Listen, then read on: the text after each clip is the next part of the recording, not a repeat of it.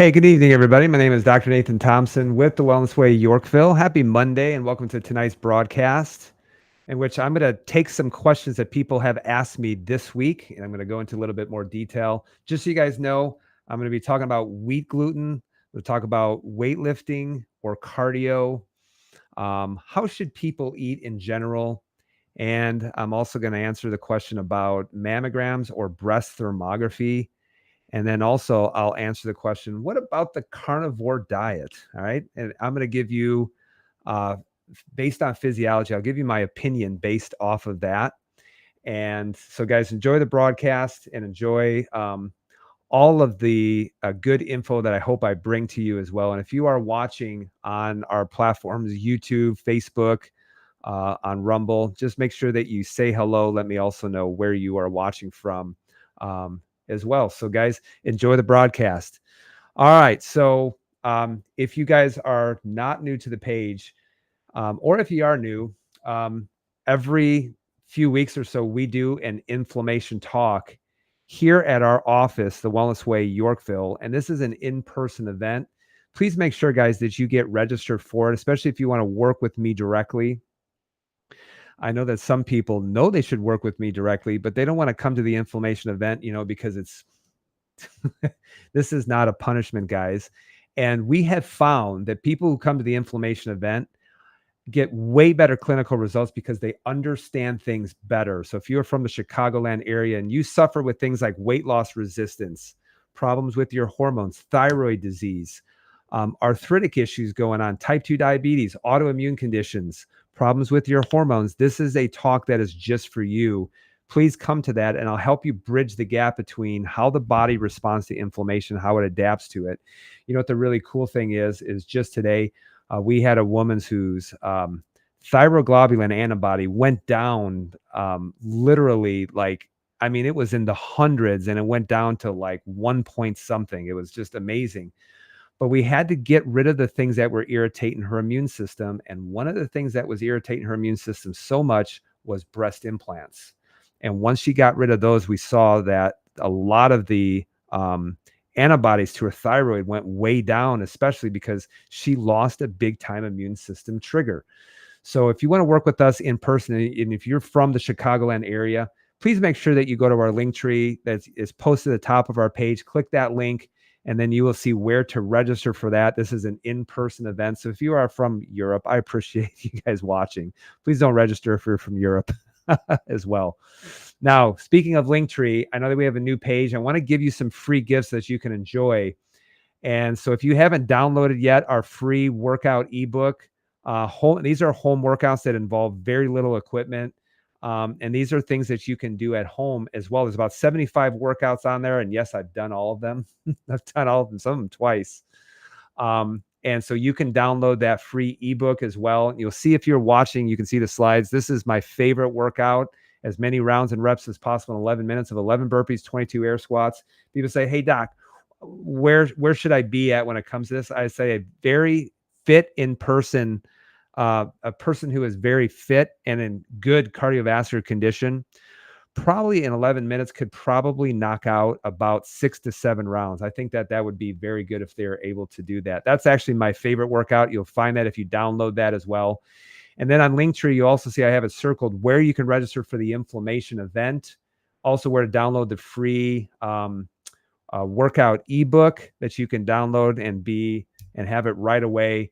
And then also a lot of people reach out to me and say, hey, where can I find a doctor like me? Guys, I am not special.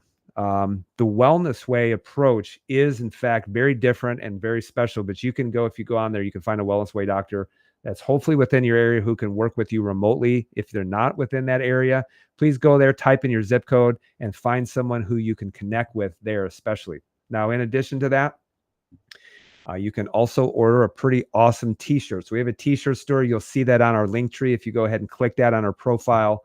But we have men's sizes, we have women's sizes, and it's not just nobody cares, work harder type of t-shirt. We have probably 6 or 7 different t-shirts, and you can go on there and you can order your size, your color, men's or women's, and then you'll have it printed and delivered to your doorstep within about 2 weeks.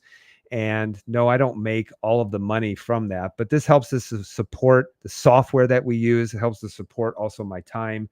So, guys, if you order a T-shirt, I am sincerely appreciated that you guys do that as well. But you can get a pretty awesome T-shirt delivered to your door, including Mandate Burpees and also You Don't Know Squat T-shirt. So you see me working out on some of the Instagram reels.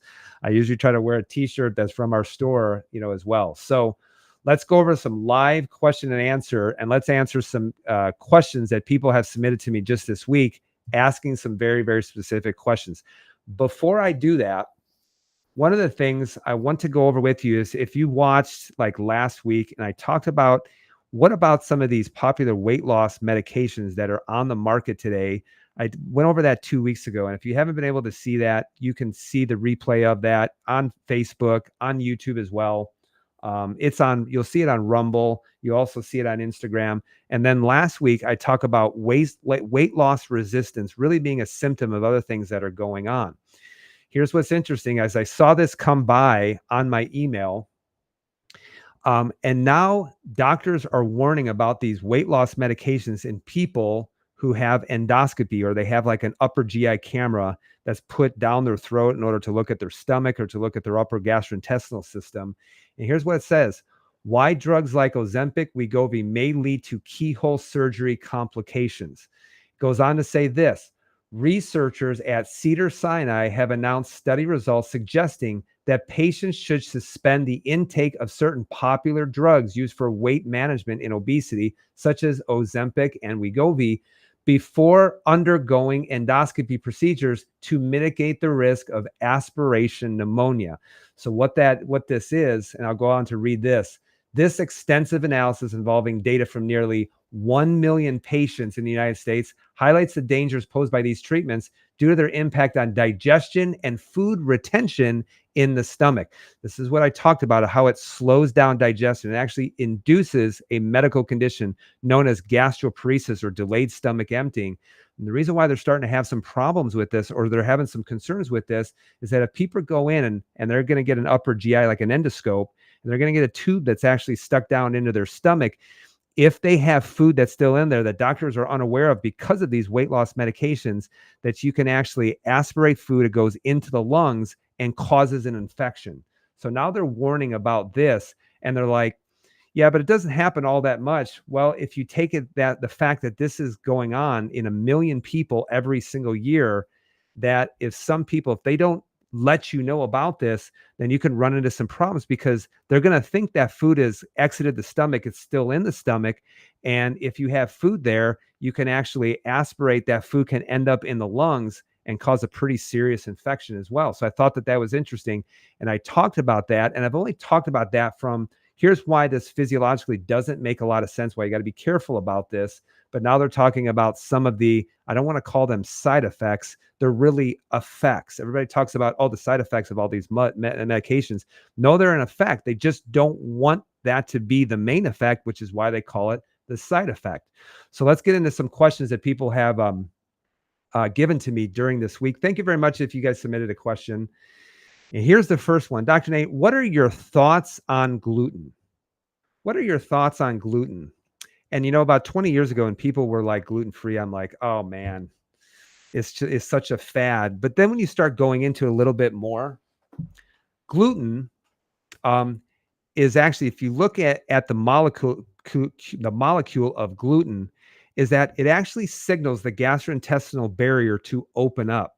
So it tells it to open up. And in fact, it signals there are certain chemicals that cause it to open up. Gluten actually does that. So that's why I say it's kind of like a gateway protein, which if you eat gluten, it tends to, everything that you eat with gluten can also become a food allergy as well, because it's opening up everything, which is why people eat a lot of pizza. Well, I'm going to see that they are going to have a food allergy to barley, to wheat, to cheese, to tomato, to pepper. I mean, all those things that are in pizza as well. And so do I think that people should be avoiding gluten? Yes, I believe that people should be avoiding gluten just because of how it responds in the gastrointestinal system in and of itself. Now, just because it's gluten-free, remember this, it doesn't necessarily mean that it's healthy, because you can go to the grocery store and you can get a lot of gluten-free food that is absolute garbage for you. I'll give you an example. I have a picture here. Mountain Dew. Mountain Dew is garbage, and yet it's actually considered gluten-free. So a lot of people think, well, if it's gluten-free, it's going to be healthy for me.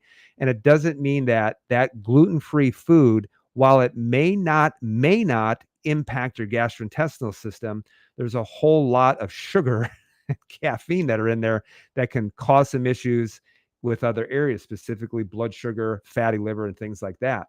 So thoughts on gluten. In fact, you'll see, if you can see the slides, that I talk about TILT. What is TILT? I've never heard of that before. It's toxic induced loss of tolerance. So this is why I believe that people should be avoiding gluten in general. And by the way, you can live a long, healthy life without having any bread or any wheat gluten or anything like that. But what happens is that when people start to develop food allergies, the immune system starts to respond to this. They can build and they continue to get worse. And then what happens is that now that gastrointestinal barrier can get very inflamed, very broken down. And then what happens is you continue to develop more and more food allergies. And once that barrier has just been absolutely destroyed, then doctors go in, they look at it and they're like, yeah, there's a lot of inflammation around the barrier. You have some kind of chronic inflammatory disease of your bowels, you have Crohn's disease, whatever it might be. And what they're seeing is they're just seeing an advancement of what started out small and continue to get worse and worse and worse. So what are my thoughts on gluten?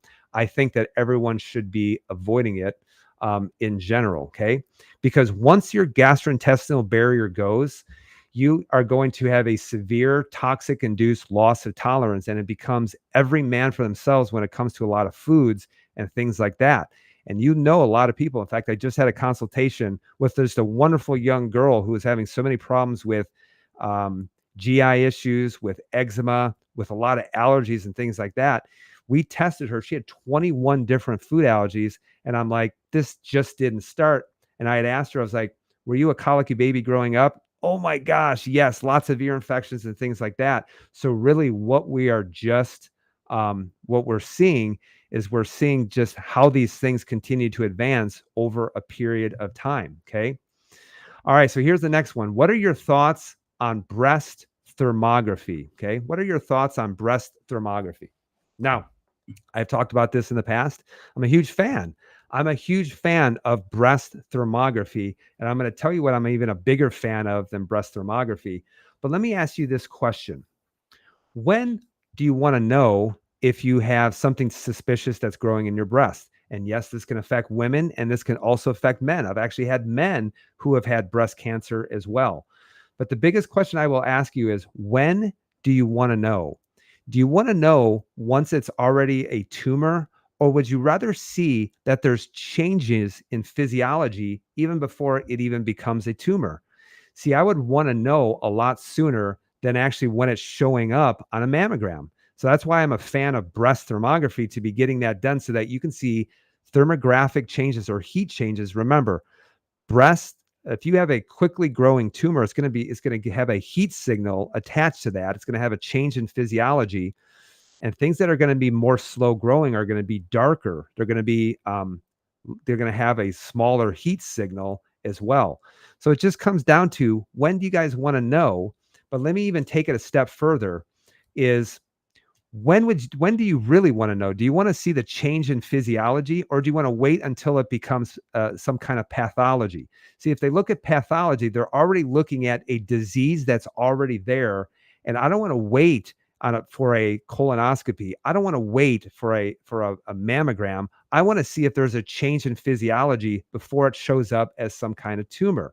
So I'm a huge fan of thermography, but I'm a bigger fan of getting a Dutch test and seeing the changes in how your body is metabolizing those hormones, because they can go down pathways like the 4-hydroxy pathway that is very damaging to your DNA. That is one of the things. It's just one of the things that can cause breast tumor formation, especially if you cannot clear that hormone out as well. So if you want to get a breast thermography, we're actually hosting Cindy Schroba from Illinois Institute of Thermography in our office.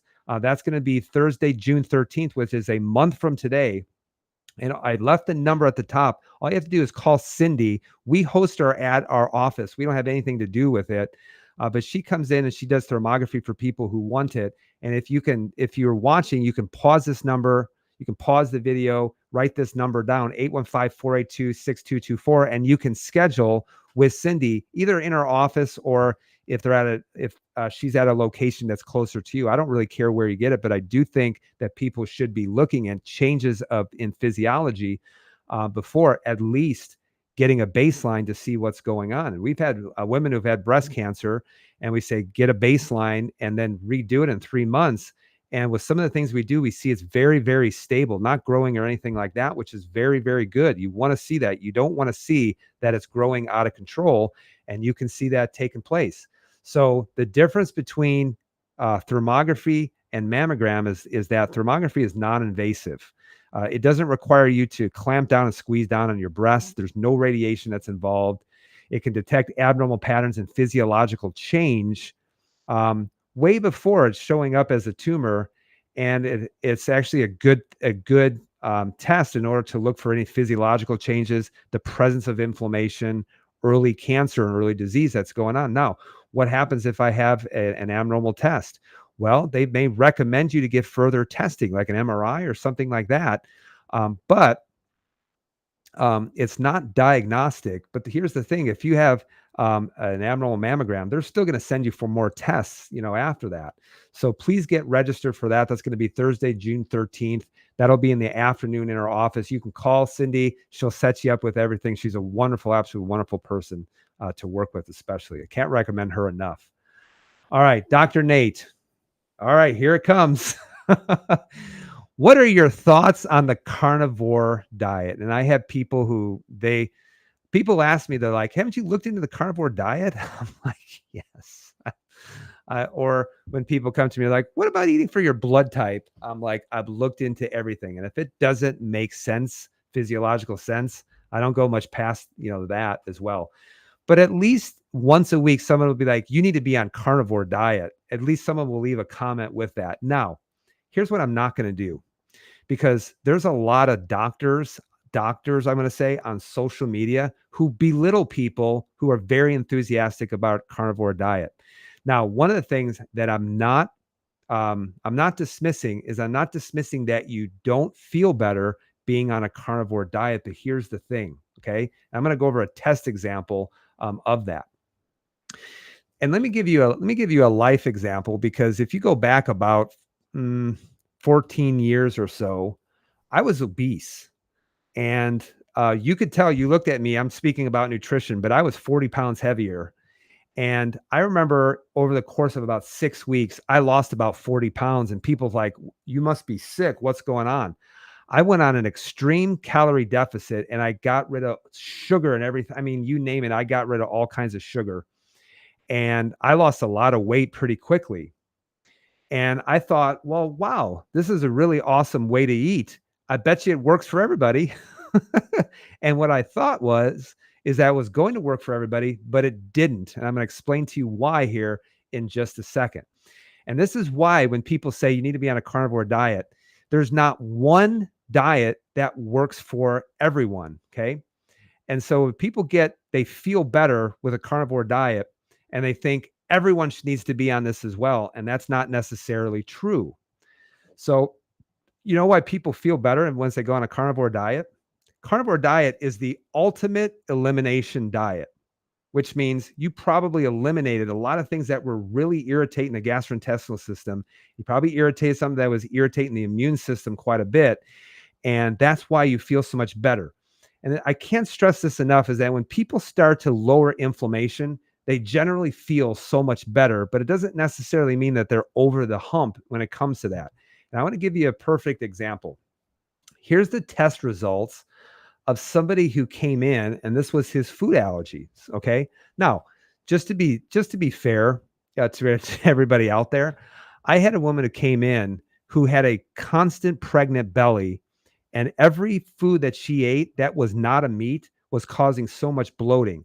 So I told her, I said, how you would do a little bit better is if you went on a carnivorish diet, that you eat lots of meats and things like that. That's because I had her stool test and I also had a food allergy test in front of me. And lo and behold, when that happened, she lost so much swelling and bloating and things like that. And it wasn't carnivore as much as she was avoiding things that were inflammatory triggers in her gastrointestinal system. But I'm going to give you a clinical example. Okay. So here's a guy who came in, and here are all of his different IgG food allergies, things irritating the immune system. Now, if you imagine this, if I said, hey, listen, you just need to do carnivore, and which is going to be a lot of animal proteins and animal products, there are things that are going to not allow him to feel very good. One of them is chicken and cow's milk, which there's dairy, depending on what kind of carnivore you're following, eggs, cow's milk, salmon, pork, black and white pepper, especially turkey. Now there are certain things, if he eliminated that, he would be lowering some of the inflammation that's taken place, but he still would be getting things like chicken, eggs, dairy. He would be getting salmon, pork, black and white pepper. So he still would be, hitting enough to where he'd just be like, I'm still not feeling very good. So you know what I think is really more important than going carnivore is probably getting a really good food allergy test, testing both IgEs and IgGs in order to truly see how you're supposed to eat. If you really want to take a little bit further, then do a stool test too, because that will actually see if you do have enough fiber, what your microbiome looks like, how the gallbladder is working, stomach acid, pancreatic enzymes, all those other things too. Now, can someone find a clinical benefit by going on a carnivore diet? The answer is yes. And should they be on it forever? No, I don't think that they should. And that's why, like for me, I started eating that way. I ate that way all the time, and it eventually kind of made me sick from doing that. I got very inflamed, and I started to develop a lot of allergies to dairy. I started to develop allergies to eggs, things like that. And that's why I don't think that you can do it for a long period of time. And in fact, even look at Carnivore MD, where he's even said, he's like, yeah, I need to add some stuff in because I started seeing my blood work start to change. And that's why one of the things that you need to do is, I think that it should be cycled, and you should have someone who knows how to read a food allergy test and a stool test to know when you should cycle in and out of it. Okay. So, but looking at this, the reason why people feel so much better is because, yeah, you just lowered an immune system response, and you might have been a blind squirrel that found a nut with that. And I appreciate people's enthusiasm, behind it, but you got to understand is that not everybody is you. Not everybody is you. And so you have to pay very big attention to that as well, which leads me into this. Dr. Nate, what do you feel is the best way to eat? What's the best way to eat? I did a video on this because, and I said, hey, in the absence of doing any kind of testing, how should a person eat? And it comes down to this. This is fitness in 100 words. This was come up with by the Greg Glassman, who was the founder of the CrossFit movement. And he said this: the best way for people to eat is to eat meats and veggies, nuts and seeds, some fruit, little starch, and no added sugar. And we have found that in general, from a physiological perspective, that's probably the best way that people should be eating as well. And that they should keep their intake to support exercise, but not to support body fat. And this is why when you get into it, there's a lot of food out there that's very good to support body fat. And people just aren't moving enough. They're not exercising enough. And so you can have so many different issues with this. But this is why, depending on the type of exercise that you're doing, yeah, adding in some carbohydrates can actually help you with performance and things like that. But most people aren't working out that way. So eat meats and veggies, nuts and seeds, some fruit, little starch, and no sugar. And this is in the absence of any testing. If we get testing, we can narrow it down even a little bit more as far as what you should be avoiding, or if there's any kind of gastrointestinal hyperpermeability or any kind of infection or anything like that that's going on. Which leads me into this. Dr. Nate, do you recommend weightlifting or cardio? Okay. Weightlifting or cardio? All right. So it's not necessarily that there's only one or the other. I want you guys to understand it. It doesn't have to be one thing or the other, because when people say, "What do you do for exercise?" I'm like, well, I weightlift mostly. Well, what do you do for cardio? I'm like, I weightlift faster. So you can get very tired and have a cardio respiratory response from increasing the intensity of lifting weights. If you don't believe me, then go ahead and load a squat bar at 225 pounds, squat it 25 times in a row, and let me know what your heart rate is after that. So there is a cardiovascular response that takes place, but most people think cardio is just being running. And I'm actually, do I think people should run? Yeah, maybe, but it shouldn't be their sole type of exercise, because the people who own the only thing they do is they run, watch what happens to their gait, and their gait just becomes horrible, especially when they're just jogging and they're not sprinting or doing things like that. So weightlifting or cardio, and I'm like, well, that can kind of depend on what your labs look like, what your overall energy levels. And in fact, I've even told people, stop working out because you're not doing yourself a favor. You're doing yourself a disservice. And then we start to reintroduce it after things have started to calm down, and things like that. So this can be very specific to how a person is doing. However, I will tell you this: if someone has type 2 diabetes, one of the things I try to get them to do is to try to start building some muscle mass as quickly as possible, and to get into some weightlifting as well. Once I see the recover, like we had a gentleman today, his A1C dropped 2 points over about 3 to 4 months. And I'm like, now what you need to do is you got to work on your insulin sensitivity. So I want you to do some very high intensity, short duration cardiovascular activity, because that will cause your muscles to become so much more sensitive to insulin to get that sugar into the cell. So it can be very nuanced as far as if you are looking at the right blood tests or not. But in general, I would say is that most people need to weightlift a whole heck of a lot more than what they're doing right now. So they need to be stressing their muscles, their tendons, their joints, and their spine. And people are like, what do I do for osteoporosis? I'm like, start weightlifting, start stressing the spine and the joints a whole heck of a lot more. You'll get more bang for your buck doing that than having some doctor add in some weird medication that's going to not signal how strong the bones are supposed to be. They just add a bunch of bone, which doesn't necessarily make it stronger. It just means that it's just there's just more bone mass, but it's not necessarily has remodeled to be stronger as a result. So I would say both are going to be important, but I would gravitate towards weightlifting a little bit more. Okay. Here's the next one. Dr. Nate, what are your thoughts on the bird flu? Go back and watch the video. It's going viral right now. And I just know maybe how to just dig in just a little bit. And I do that kind of in jest. But what are your thoughts on the bird flu? And I'm going to show you a picture, and I'll show you exactly what my thoughts are. Do you guys remember this? You guys remember the arrows at the grocery store? That's my thoughts on the bird flu that's coming up. I remember those. I would see those lines and I'm like, I'm going in a complete opposite direction. My wife did that on accident. And there was an older gentleman that yelled at her. I'm like, what a loser. I'm sorry. He's probably probably still wearing a mask in his car. I'm sorry. He probably still is. But if you saw how silly all of these things that they did, and a lot of people look back at it, they're like, oh, that was so silly. I can't believe I even did that. And how unrooted in science it actually was.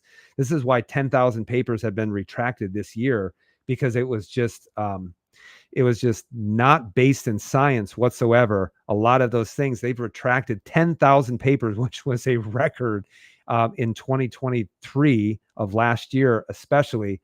But that's why, guys, and I said this back in 2020, this was January of 2020, because someone asked me about COVID, et cetera, et cetera. And I was spot on. I was right on when it comes to this. And this is why I will always ask this question when people are worried about any virus, any bacteria, or anything like that. Here's my question. Why can two people be exposed to the same virus and have a dramatically different response? Why can two people be exposed to the same virus, to the same bacteria, and have a dramatically different response? And you know what it comes down to? It comes down to the strength, your resistance as a host, or the strength of your immune system. You need a strong immune system, but the problem is people aren't doing what's necessary in order to build it. You are given the gift of immune system of your immune system, and it's yours to lose. And how do we lose it? We lose it by being type 2 diabetic. We lose it by destroying off our gastrointestinal microbiome. We destroy it off by being high amounts of stress and things like that.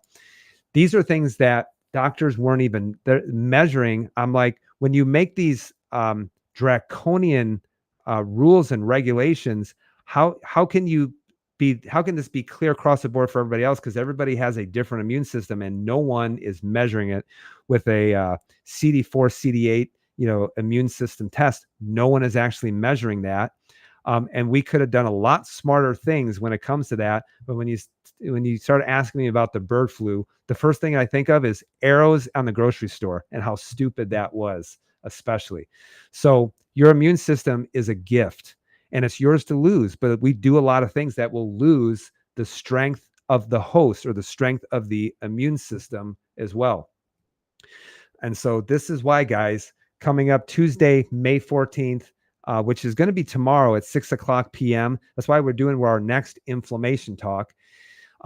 And guys, it has to do with this. This is the same thing with the carnivore diet, but at the inflammation talk, I will ask everybody, I will say, hey, where does a lot of your immune system sit? You know what everybody says? It's in your gut.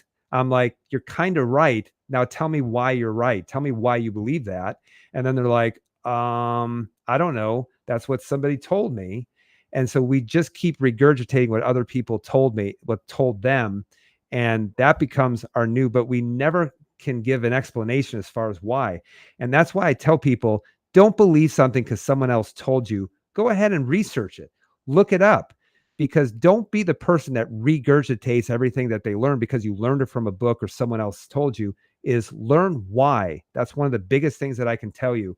But our inflammation talk is coming up Tuesday, May 14th. Go to the top of the page, go to Linktree right now. You'll see where to register for that on our Eventbrite page and get registered for that right now. It's tomorrow. Our next one probably won't be for another month as well. And no, it's an in-person event only. Right now, we're only working with people in person. So you'll need to be from the Chicagoland area probably. We're not doing any kind of remote consults per my staff because honestly, a lot of you were really wearing out my staff.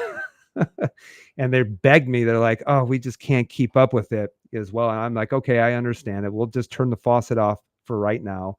But we may open it up in the future as long as you guys are nice. All right. So if you guys are looking for an awesome doctor to lead you down from a different perspective, down a different path, I will say this. Go to thewellnessway.com. You'll see that on the link tree and find a doctor and start working with them, a doctor that's near you. Please start working with them and be a coachable person. That's one of the things that I ask is just be coachable. You wouldn't go to your coach and say, hey, coach, I'm not going to run now. I'm going to come to practice whenever I want. The coach will say, start running. When am I going to stop running? When I'm tired. That's when you're going to stop running. So we say, be a coachable person because we're trying to lead you down the right path. But in order for that to happen, you have to be able to do some of the foundational things first and foremost. Okay. So you can register for that inflammation talk. You'll see that pop up on Linktree. If you click that link, it's the first thing, and that's to register for the inflammation talk. Please get registered for that right now. And if you do register for that, we'll have someone who will call and reach out to you probably tomorrow just to confirm that. We do have a lot of people that are registered to be there. So we want to make sure that we have enough room and available for you. And then also you can download that workout ebook. You can see where you can download that. And then also you'll find a link to find a Wellness Way doctor to work with as well. Okay. All right. So now here's what I'm thinking might be the topic for next week. Okay. So someone sent me this and they're like, what are your thoughts on this? And I looked at the article I can't remember what it was from, but it was just from the kind of a hokey website. And this is what they said: adding table salt to your food may increase your stomach cancer risk by 40%. A new study found that simply adding salt to your meals may increase your risk of developing stomach cancer. I'm like, okay, so here's what I asked the question, and I didn't even see it from the study. The study is probably poorly done, just like the fasting study was just bad, was badly done too. Because just looking at the study, I'll go probably into this a little bit more detail next week. But just looking at the study, they asked them, "Do you add salt to your food at dinner? How often? A lot, kinda, sometimes, or rarely do I ever do?" Which is a memory study, which is always just absolute crap. So my question, this is what I started asking when I looked at the study. Is it the salt? Is it the nitrates? Is it what they are eating? Or maybe they had an infection like pylori infection, which is normal bacteria that live in the stomach. It's why they call it the pyloric sphincter on the bottom end of the stomach. But you can, if you have low stomach acid, you can actually develop an infection in through there. So what was going on in these people? And did they even look for this as well? So because I know people are going to be like, oh my gosh, I should have zero salt, which is crazy because you need salt for your nerve system to function. You need salt to feed your adrenals. You need all of those different things. And when doctors and cardiologists say you need to limit your salt, really what they should be saying is you need to limit your processed food, which has so much salt in it. And you need to also limit your MSG, which is going to be a specific type of salt that's in so much food. But a lot of people are probably going to be getting rid of their sea salt or the pink Himalayan salt, things like thinking that's somehow bad for you. Just remember this: I put a salt lick out for the deer, during the wintertime, and I've never had a deer go up and be like, "Oh, I heard that this is bad for me." So I'll see if I have enough time. I'll go over this study. That way we can avoid a lot of fear, which is so prevalent when it comes to a lot of articles that are out there today. And that's why the whole fasting thing, we'll go back and watch that video. And I had a detailed explanation of why it was absolutely bogus. The research methods were absolutely bogus, that literally skipping a meal could kill you or cause you to have a heart attack. Dumbest thing that I ever heard. And I proved that by looking at their statistics from that study. And what's amazing is how badly it was conducted and how badly how it was interpreted via the researchers. And basically all it was just something that's known as fear porn. All right. So is it really salt? Is it also could be due to nitrates, or can it be to having a chronic infection, which can play a huge role in that as well? Okay. All right. So here's what I'm going to do. I have a little bit of time. So I'm going to see if I can answer a couple of questions from submitted on YouTube and then also from Facebook. All right. All right. So D. Torrey said, what happened to the patient whose immune numbers came back? You're comparing pre and post vaccine. Are his numbers back? All right. So yes, I did do pre and post. As far as I know, I know that when we did a post, there were some problems with homocysteine, big time problems. And I know that he was wrecked a little bit from doing that test. But as far as I know, that his numbers from retesting went back to normal, but we had to do a lot of work in order to bring that back. Okay. All right. So thank you so much for that question. And Michelle, watching from Arizona. Michelle, so good to see you here. I appreciate your follows. I appreciate your comments. Hi from New Zealand. I watch on Instagram. Thank you so much for the valuable information, Cheryl. Thank you for watching from New Zealand. I appreciate you being on YouTube and being able to comment as well. Thank you so much. Is it true that eating ultra processed food is as harmful as smoking? Is it true? I would actually say this. It's all depend on the dosage. Have you ever seen someone and I talk about this in the inflammation talk. Everyone has like an Uncle Larry, right? The Uncle Larry, this guy's celebrating his 90th birthday party. And he's lighting his cigarette on his birthday candles. And so do you guys know people who smoked their whole life and lived to 90? The reality is while I would never recommend that, is that there are certain people who heal better than other people's. And if you really want to look and see how well a person is healing, then get some just basic lab and look at one thing that's known as blood urea nitrogen. And that is actually looking at some of the damage that's happening, um, and how the body is repairing as well. Okay. Um, so I think that's a good marker to look at, because blood urea nitrogen can elevate. If you're getting poor kidney function, it can elevate too. If you're getting a lot of tissue damage, and this is why, guys, I believe that melatonin or recovery or sleep is so important, because that's one of the things that you can do in order to lower your blood urea nitrogen as well. All right. So let's go over just a couple. I'll try to get through these questions as quickly as possible. Why do my muscles or tissues in arms and legs get weak when it's raining and storming? What can I do about it? Well, I want you to look at physical, mental, chemical. Physical, mental, chemical. There could be a problem in the lower part of the neck, the spinal cord, that affects the neurology going in through that area. But I probably would want to look at some blood work too and see why that is. And this is why, as people get older, they're like, "Oh man, I totally feel a change in atmospheric pressure. I can tell my joints are telling me that a storm is coming as well." All right, Cheryl Cope, what about mammograms? Do you recommend them? Honestly, not a huge fan of them at all. And it's almost kind of goes with doing colonoscopies as well. And one of the reasons why is because they don't see the whole entire colon. They're only looking up the 18, the first 18 inches, but they can't see the whole entire colon.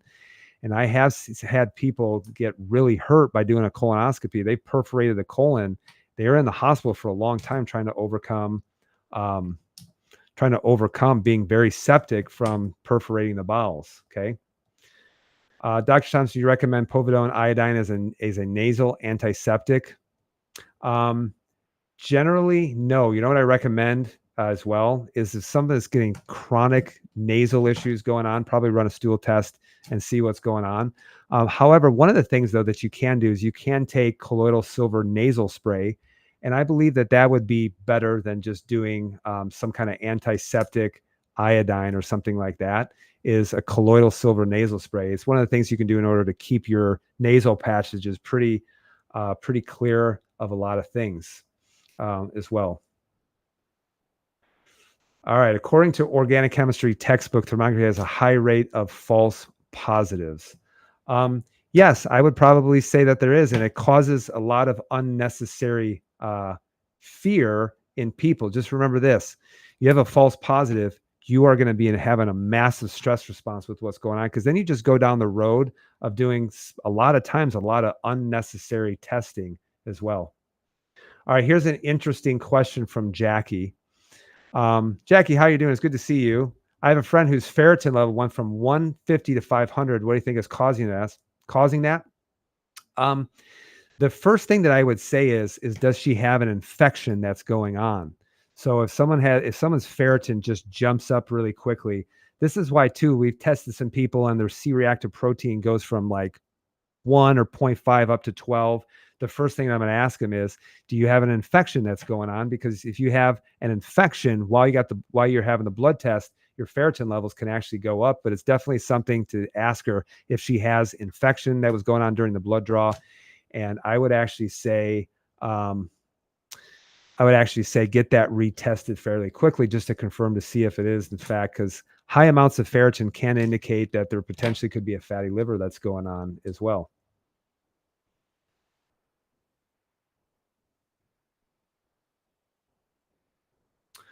All right, so here's a question. What do you think about detoxing to get rid of parasites? Okay, so I don't know that everybody has a parasite that says they have a parasite. If you really do think that you have a parasite, one of the things I don't like to do is to detox, because chances are the parasite's probably within the gastrointestinal system. And just remember, when you're detoxing, you're stimulating the liver. The liver's got to take it from the liver to the gallbladder, squirt it through the bile, and then it goes into the gastrointestinal system. So that's why if people have a really sketchy stool test, we'll wait a little while before we want to do any kind of detox or anything like that. But depending on the type of parasite that someone might have, there are certain things that can really help a person eliminate. In fact, we had a person who did have a parasite. We just retested them and it was gone. Um, so things like wormwood can help. There's some other things too, but a lot of times you need to test for it to see what you'll have the best response for as well.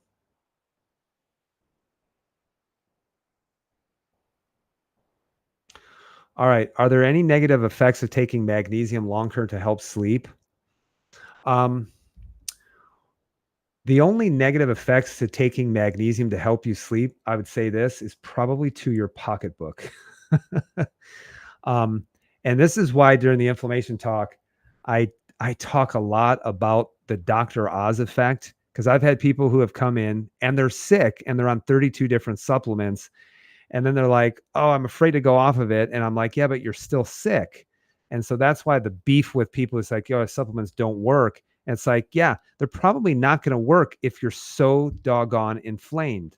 So there probably isn't any negative effects of taking magnesium. But if you need that to sleep, one of the things I would probably say is number one, are you stressed? Number two, do you have any blood pressure issues? Number three, are you menopausal? And there's probably some things that you can take that would be better than taking magnesium prior to sleep. Probably things like chamomile, probably L-theanine, and probably magnesium threonate would probably work better than some kind of spray term because it depends on the type of magnesium that you might be taking. Okay. All right. For someone who is taking continuous birth control, would you still do a Dutch test? Hmm. I would say it's probably depends on the type of birth control that they are on. Um, because there's some birth control that's just all progesterone based. And in fact, they give them progestin, which basically mimics progesterone.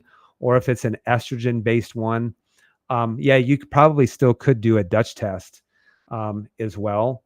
Some of that actually just doesn't show up on the urine metabolites just because it's a different type of progesterone that they're not screening for as well. But you have to always ask the question, why is that person on birth control? Is it because, guys, and you guys probably know this, I'm not a fan of birth control because birth control uh, basically manipulates. It's an endocrine disruptor. And why would you want to disrupt your endocrine system? And in fact, a lot of doctors just put them on just as kind of like, we'll throw some spaghetti noodles at a wall, hopefully that they stick if someone is having menstrual cycle issues, as well. But can they still get a Dutch test? Yes. But probably one of the things that I would want to look for is why they're on the birth control, number one. And then number two, depending on what their answer is, may want to get in the blood because I always like doing the blood first because it just happens to you can get the results in a whole heck of a lot quicker. Okay. All right. So now you're saying they were put on it for endometriosis, migraine. She's afraid to go off the birth control. Yeah.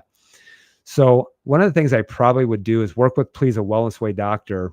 And if there's some issues with endometriosis, yes, they absolutely do need a Dutch test in order to see the types of estrogens, what they're metabolizing into as well. So probably not clearing it out very well, probably not metabolizing her estrogens into weaker forms of estrogens. You can see that on a Dutch test as well. But yeah, probably needs to do that especially if she's afraid to get on birth control. But it's going to have to come from her when she wants to go off of it. But sometimes you need to fix some things so that some of the side effects of going off birth control become much, much worse. And we've had people who have just been absolutely crushed with endometriosis, just scared to death to have another cycle. And once you start helping with hormone metabolism quite a bit, um, and they don't have the pain or anything like that anymore, probably something to have her to go on prior to even any kind of testing or anything like that is probably Sandra. That's probably something that can help. All right, last one. Back in the day, I had such bad acne, cystic. The only thing that helped was birth control pills. Well, there's your answer right there, because if someone comes and they have cystic acne or anything like that, the first thing I want to look at is always foods and stool. And then we'll probably do a hormone panel as well, because high testosterone, especially in a woman, can cause a lot more changes in through the skin. You guys ever wondered why women, if they see hormone fluctuations, they'll see it a lot quicker in through their skin? Men and women, men have a lot thicker skin than women, figuratively and literally, because the testosterone makes it. You'll have a lot thicker skin, but women will. You'll see the fluctuations in their hormones a lot quicker because they have thinner skin. So you'll see that show up in their skin a lot sooner than and a lot quicker and easier than you will actually see it in a man as well. So, but just remember this, if you haven't fixed the cause, then you have to be on a medication forever to try to keep putting out fires. That's why you want to get to the multiple causes as far as why it's happening. Notice I said causes. When someone says root cause, I'm like, there's multiple causes that are going on. That's why you have to x-ray. That's why you have to test. And you have to keep pulling out all the different things that are irritating the immune system, causing an inflammatory response or a stress response. Keep getting away from that. And then once you empty out that bucket, the body has the ability to adapt and to be able to heal, but it can't if it's just too much. That's the thing. It can't do that if there's too many stressors that are going on.